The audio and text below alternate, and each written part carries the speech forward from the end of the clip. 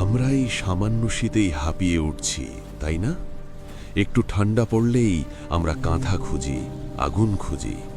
কিন্তু পৃথিবীর এক প্রান্তে এমন এক জায়গা আছে যেখানে শীত শুধু ঋতু নয়, শীতই জীবন।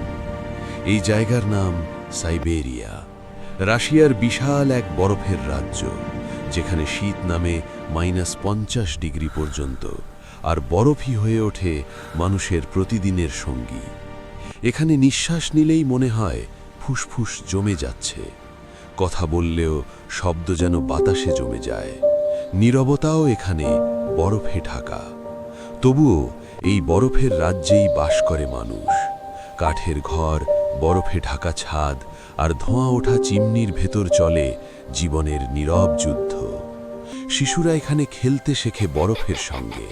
তাদের কাছে শীত কোনো ভয় নয়, শীতই তাদের স্বাভাবিক পৃথিবী, যেখানে হাসি জমে না, বরং আরও শক্ত হয়। এখানে গাড়ি থামিয়ে রাখলে ইঞ্জিন জমে যেতে পারে, মোবাইল ফোন পর্যন্ত কাজ করা বন্ধ করে দেয়, কারণ প্রকৃতি এখানে কোনো ছাড় দেয় না। রাত এখানে দীর্ঘ আর ভয়ঙ্কর নীরব। অন্ধকার নেমে আসে দ্রুত, মনে হয় পুরো পৃথিবী থেমে গেছে, শুধু বাতাস আর বরফের শব্দ বেঁচে আছে।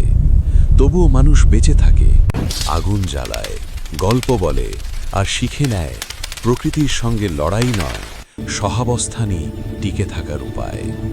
সাইবেরিয়া আমাদের শেখায় মানুষ কতটা সহনশীল হতে পারে, আর আমরা সামান্য শীতেই কত সহজে হাল ছেড়ে দিই।